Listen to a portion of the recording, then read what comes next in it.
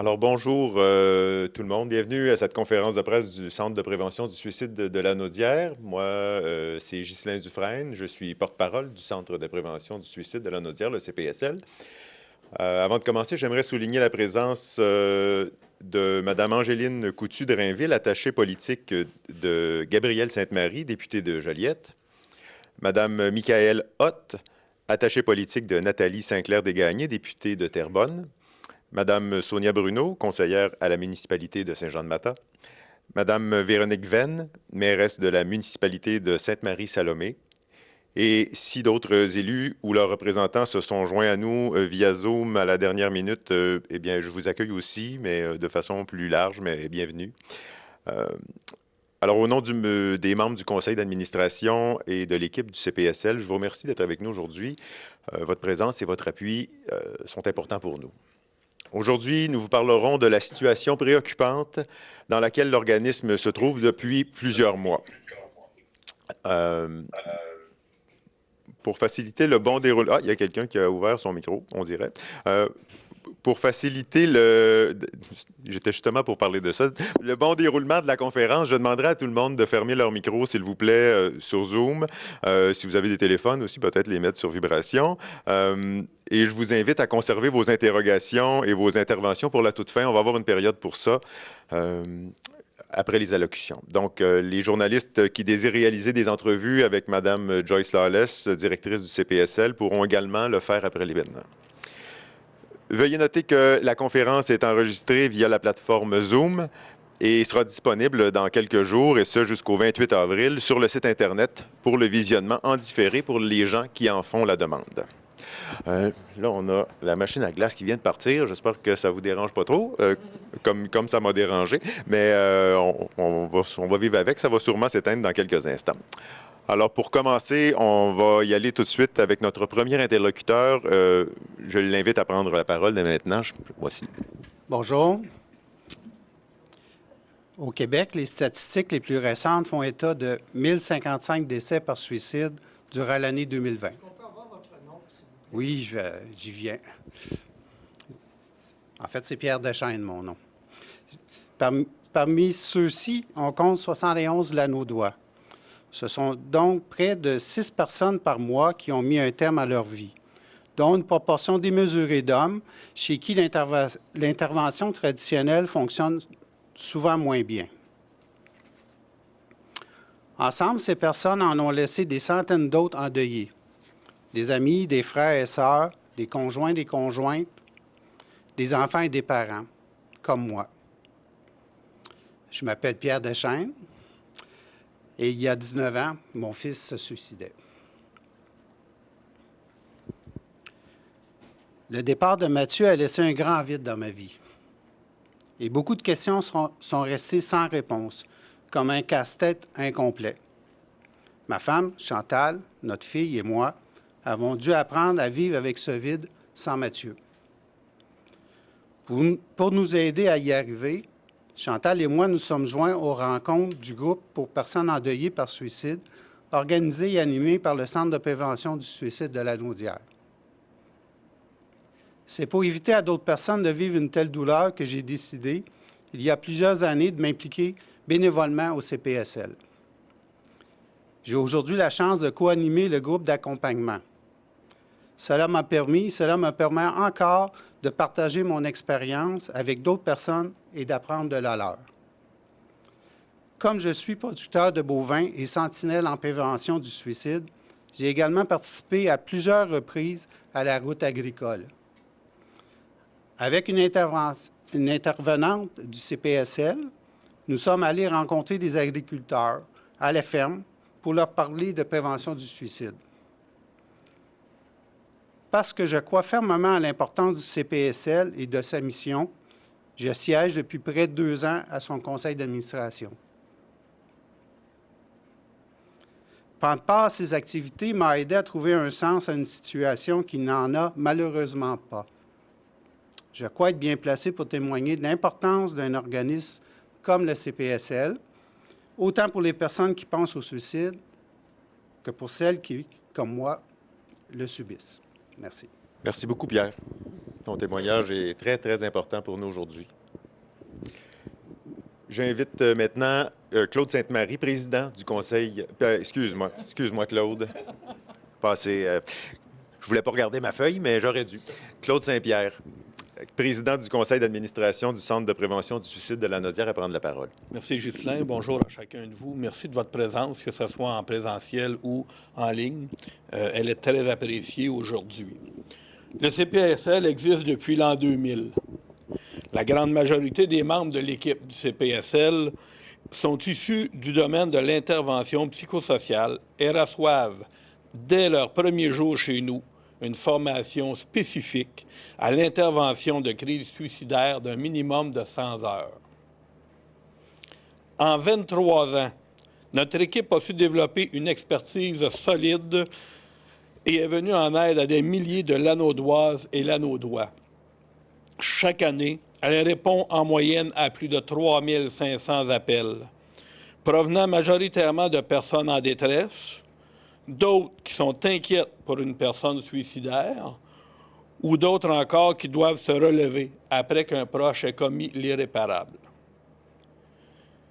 Cela se fait par le biais de la ligne 1866 appel, qu'on pourrait traduire par 1866 277 3553, dont le CPSL est le mandataire pour la grande région de la Naudière au complet. La ligne est accessible en tout temps, 24/7, mais depuis de nombreuses années, considérant le faible achalandage de nuit, le CPSL transfère les appels entrant entre minuit et 8 heures vers le Centre de prévention du suicide d'une autre région. Mais on assure malgré tout le suivi de ces appels-là aux besoins. En plus de l'intervention téléphonique, au fil du temps, le Centre de prévention du suicide de la Naudière a développé des activités s'adressant aux personnes endeuillées par suicide. Pensons notamment au groupe d'accompagnement dont Pierre parlait tout à l'heure, au soutien parental dont les enfants endeuillés par suicide, pour les enfants endeuillés par suicide, ou au passeport Soutenir le deuil par suicide, que Ghislain vous présente. Également développer des services destinés aux membres de l'entourage d'une personne suicidaire, comme des rencontres de petits groupes de personnes qui se mobilisent pour soutenir un proche suicidaire ou un passeport pour la vie, que Ghislain vous présente présentement. Également développer un réseau régional de post-vention qui, à notre connaissance, est unique au Québec, conçu à l'initiative du CPSL. Celui-ci rassemble différents acteurs impliqués en prévention du suicide et vise à permettre aux milieux, comme les écoles et les entreprises, de se relever rapidement après un suicide et d'éviter un possible effet d'entraînement.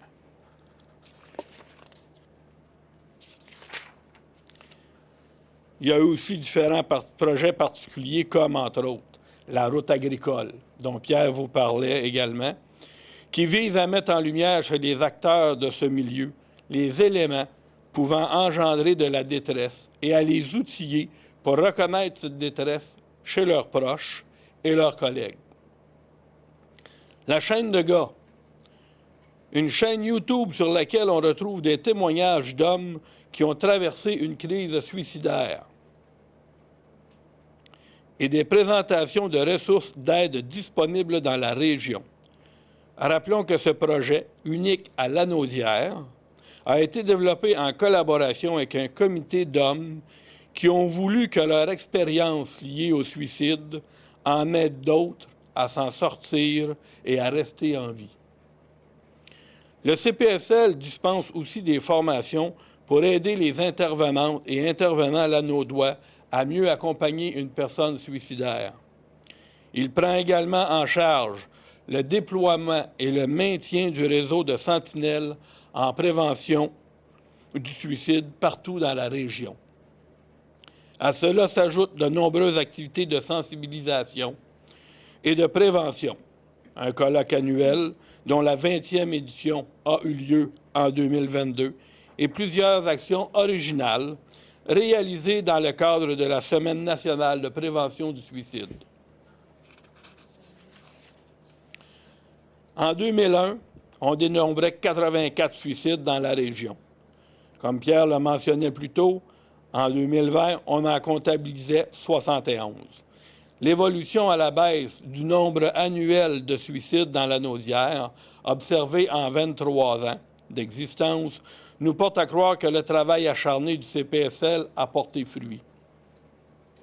J'ajouterai ici qu'il ne faut pas oublier que la population de la Naudière a augmenté durant cette période également. La prévention du suicide, c'est l'affaire de tous. Et on sait que nos partenaires travaillent eux aussi très fort pour contrer ce fléau. Mais les témoignages de gens et de partenaires que nous soutenons et que nous accompagnons au quotidien ne font aucun doute. Les efforts du CPSL ont un impact positif indéniable sur la prévention du suicide dans la région. Il faut toutefois reconnaître qu'il reste encore beaucoup à faire pour aider les personnes en détresse et ainsi éviter des décès par suicide. Merci, Pierre. Ça va bien. Pierre, Saint-Pierre. Claude Saint-Pierre. Merci, Claude. C'est presque une blague. Pour ce portrait, parce que ça nous démontre vraiment l'importance du Centre de prévention du suicide de la Naudière. Je vais maintenant passer la parole à Joyce Lawless, directrice du CPSL, qui va essayer de nous exposer la situation à laquelle elle est confrontée au CPSL depuis quelque temps déjà. Cette situation à laquelle nous sommes effectivement confrontés est pour le moins préoccupante. Elle est complexe et comporte plusieurs enjeux. C'est pourquoi, afin de permettre d'en avoir une bonne compréhension, je prendrai le temps de bien vous l'exposer. En 16 ans à la barre du CPSL, j'ai été témoin de plusieurs belles réalisations de l'équipe et du dévouement de personnes qui s'y impliquent. Je suis fière que nous puissions aider d'innombrables personnes à se relever d'une crise qui leur semble parfois insurmontable. Depuis plusieurs années déjà, je vois avec un grand sentiment de tristesse et d'impuissance une dégradation de la situation du Centre de prévention du suicide de la Naudière. Mes collègues et moi faisons tout en notre possible pour maintenir des services de grande qualité, mais de toute évidence, la situation est hors de notre contrôle. Malheureusement, force est de constater que nous avons nous-mêmes besoin d'aide. Cette situation difficile, elle est engendrée par plusieurs éléments. Le premier élément, des départs au sein de l'équipe. Aux départs plus réguliers liés à la retraite, aux besoins de changement, aux congés de maternité, à l'horaire de travail ou à des difficultés de travailler au quotidien avec une problématique aussi lourde que le suicide, se sont ajoutés des départs et des réductions d'horaires, parfois liées à l'épuisement des troupes. Depuis septembre, notre équipe se voit considérablement réduite et d'autant plus fragile. Les intervenantes se disaient déjà fatiguées avant la pandémie. La situation a empiré à un point tel que je trouve parfois étonnant que les personnes qui sont demeurées à l'embauche y restent toujours. Je ne peux m'empêcher de penser qu'au prochain congé de maladie ou au prochain départ, que nous ne pourrons plus tenir. Pour mener à bien notre mission et diminuer la fréquence des soirs, des jours fériés et fins de semaine travaillés par nos intervenantes, nous aurions besoin d'une équipe comptant au moins 14 postes, dont 10 à l'intervention. Actuellement, à cause des postes non comblés, l'équipe compte l'équivalent de 9 postes temps plein, dont uniquement 6 à l'intervention. La diminution est telle qu'à compter du 4 octobre, nous avons été contraints de transférer les lignes au CPS qui prend nos appels de nuit pendant 13 heures plutôt que 8 heures. Dès le 10 octobre, la situation a empiré, de sorte que jusqu'en janvier, nous avons transféré régulièrement un nombre plus important d'heures, s'étant même parfois élevé à 18,5 heures par jour. Pour le CPS, qui a accepté de prendre les appels entrants pendant ces heures, la situation est parfois devenue lourde.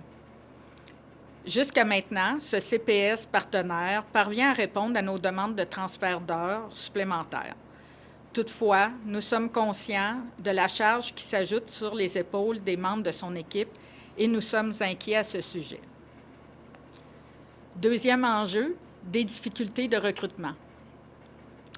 Bien que cet enjeu ait été exacerbé, comme dans la plupart des secteurs d'emploi, depuis le début de la pandémie, nous savons que le salaire que nous sommes en mesure d'offrir n'est pas compétitif compte tenu de 3 éléments. Le principal étant l'horaire de travail imposé. Nous répondons aux appels de 8 heures le matin à minuit, parfois plus tard, selon l'heure des derniers appels, et ce, 7 jours par semaine, même les jours fériés. Peu de personnes intéressées à travailler chez nous se rendent jusqu'à l'entrevue d'embauche. Elles se désistent souvent lorsque l'horaire leur est expliqué.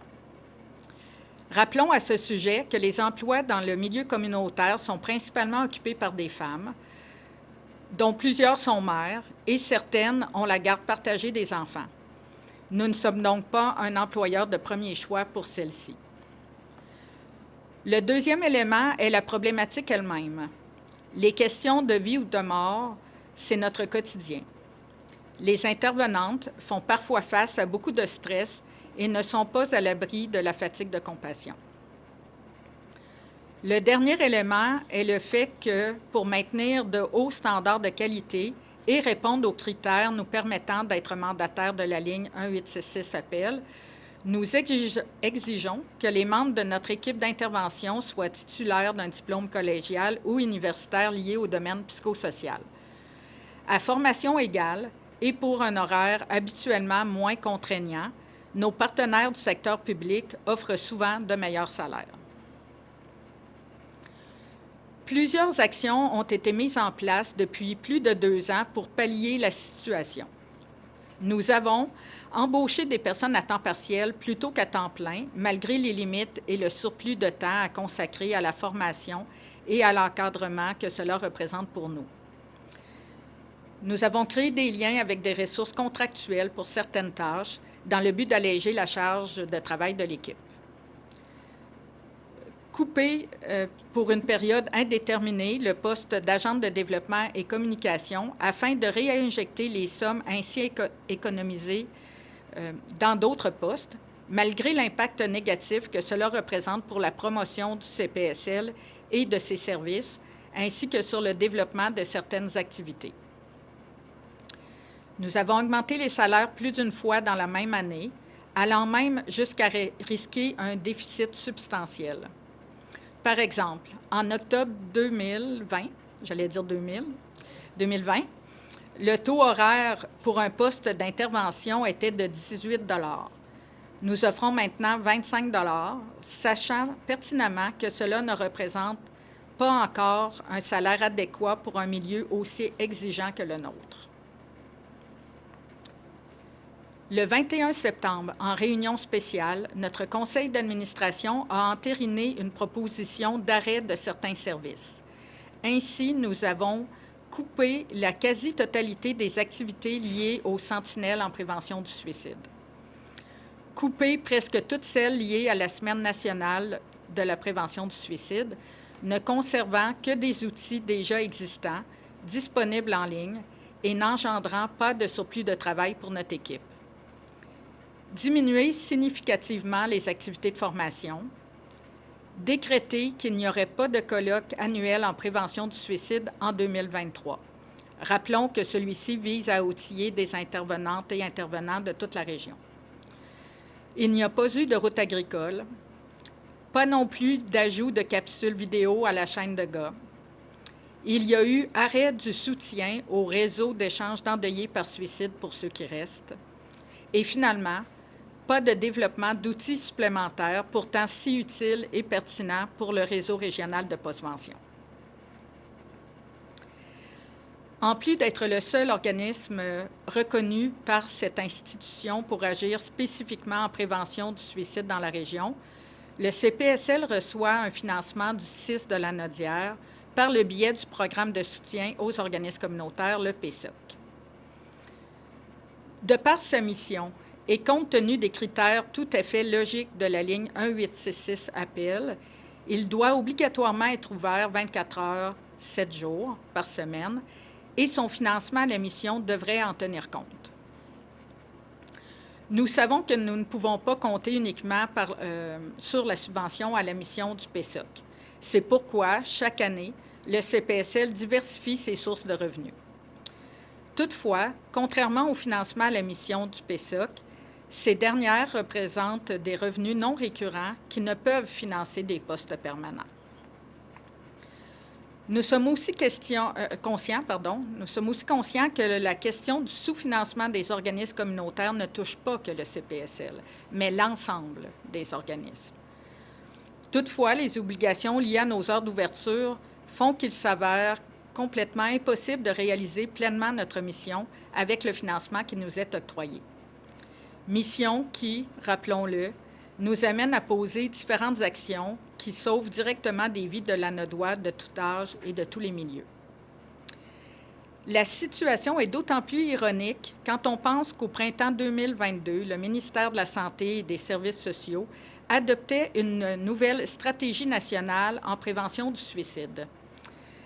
Au moment même où on parle de l'importance de poser des actions pour diminuer le taux de suicide, dans l'Anaudière comme partout au Québec, le CPS est contraint, faute d'un financement adéquat, de couper autant d'activités. Au point de craindre quant au maintien de la ligne d'intervention dans son équipe, qui détient la plus grande expertise en la matière dans la région. Nous avons besoin de compter sur une équipe complète et suffisante. De plus, pour assurer le maintien de notre expertise, nous avons besoin d'une équipe stable.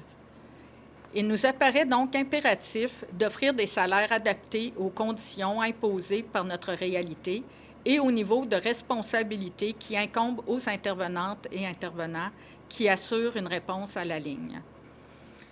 Nous devons pouvoir investir du temps et de l'argent dans la recherche et la mise en place de solutions novatrices pour venir en aide aux hommes, qui sont les plus nombreux à décéder par suicide et, paradoxalement, les moins nombreux à utiliser les ressources d'aide actuellement à leur disposition, démontrant bien l'urgence d'adapter les services à leurs besoins. Comme la prévention du suicide ne peut se travailler de manière isolée, nous avons besoin de prendre le temps d'établir et de soigner des partenariats avec différents partenaires, comme les municipalités, les entreprises, les corps policiers, les écoles, les organismes communautaires, la communauté atikamekw et les agriculteurs, pour ne nommer qu'eux. Malgré les liens dont nous disposons déjà avec plusieurs d'entre eux, nous ne sommes pas en mesure de répondre aux nombreuses demandes qu'ils nous adressent, qu'il s'agisse de participer à des tables de concertation, d'animer des activités autour du suicide ou d'offrir davantage de formation. Claude énumérait tout à l'heure les services que nous avons développés depuis nos débuts. Nous recevons un financement récurrent à la mission depuis l'année 2001-2002. Entre celle-ci et l'année financière 2019-2020, soit 18 ans plus tard, aucune hausse du financement à la mission ne nous a été accordée, que l'indexation annuelle dont bénéficient tous les organismes financés par le PSOC. Après ces 18 ans sans hausse, on nous a finalement accordé une maigre hausse de 36 744 $ étalée sur 4 ans. Certains organismes de la région fonctionnant 24/7, comme les maisons d'hébergement, ont un financement supérieur à celui du CPSL. D'autres, n'ayant pas un fonctionnement 24/7, ni un mandat régional, reçoivent un financement à la mission qui se rapproche énormément de celui du CPSL. En supposant que ces organismes offrent des activités 5 soirs par semaine, le CPSL est tout de même en fonction au minimum 5 500 heures de plus qu'eux chaque année. Nous reconnaissons et respectons le cadre de financement l'Anaudois du programme de soutien aux organismes communautaires PSOC, mais nous tenons à souligner que ce dernier ne tient pas compte des heures d'ouverture des organismes dans les critères de financement. Cette situation crée une iniquité et un écart de financement important pour le CPSL. Depuis 2019, nous avons officiellement exposé au CIS de la Nodière le problème de financement à la mission, au sein duquel notre horaire 24/7 n'est pas tenu en compte, de même que l'absence de hausse de financement à la mission. À la même époque, nous avons aussi présenté le problème à des représentants du caucus des députés de la Nodière. Est-ce que j'ai sauté une page?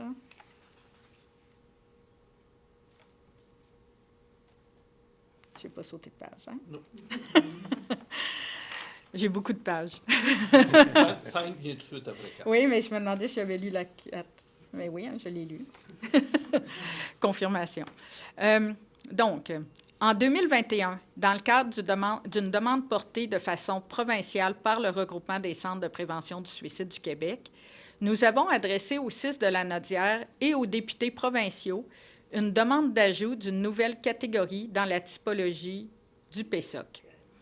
Catégorie qui tiendrait compte des particularités de la mission de certains organismes, dont les CPS. Je crois qu'il y a quelqu'un dont le micro est ouvert.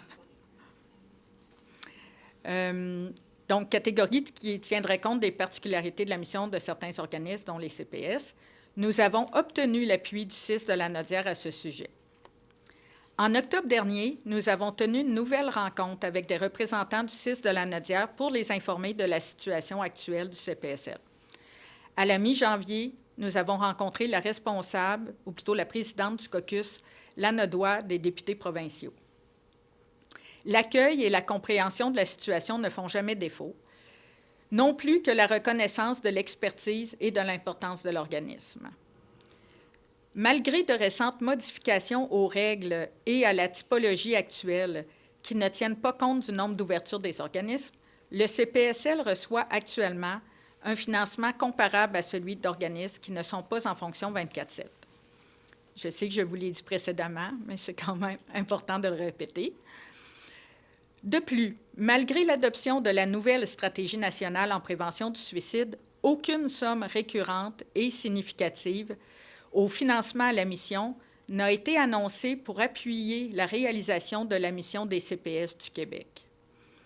Nous avons obtenu des subventions rattachées à des actions précises et non à la mission. Bien que nous soyons reconnaissants pour ces sommes, elles ne nous permettent pas d'améliorer les conditions salariales de l'équipe. Dans ces conditions, il est difficile de garder l'espoir que la situation s'améliore ou même qu'elle n'empire pas. Aujourd'hui, nous demandons publiquement au CIS de la Nodière de tenir compte des heures d'ouverture des organismes et d'ajuster ses seuils de financement en conséquence. Nous avons la conviction ferme qu'un financement mieux adapté à notre situation nous aiderait à consolider notre équipe de travail pour reprendre progressivement les activités mises sur pause et pour offrir tout le soutien dont la communauté a grandement besoin en prévention du suicide. Surtout, nous pressons le ministère de la Santé et des Services sociaux d'accorder aux centres de prévention du suicide de partout au Québec une hausse significative du financement à la mission. Un tel investissement permettrait à nos ressources spécialisées et compétentes de réaliser pleinement leur importante mission. Une mission qui, rappelons-le, vise à sauver des vies humaines. En terminant, je tiens à remercier tous les partenaires, les membres et les bénévoles du CPSL qui sont ici avec nous ou sur Zoom et ceux qui nous ont envoyé des mots d'encouragement en répondant au courriel d'invitation. Votre appui nous démontre que le CPSL vous tient à cœur et que vous continuez de reconnaître sa nécessité et de croire en son importance. Merci. Je vais simplement clore la conférence de presse là-dessus. Merci beaucoup d'être venu. Merci à Joyce, à Claude, à Pierre. Et avant de vous quitter, je tiens à vous rappeler que malgré la situation qui est exposée ce matin, les personnes en détresse, leurs proches et les personnes endeuillées par suicide peuvent contacter le 1-866-APPEL en tout temps pour parler à un intervenant. Alors, merci beaucoup.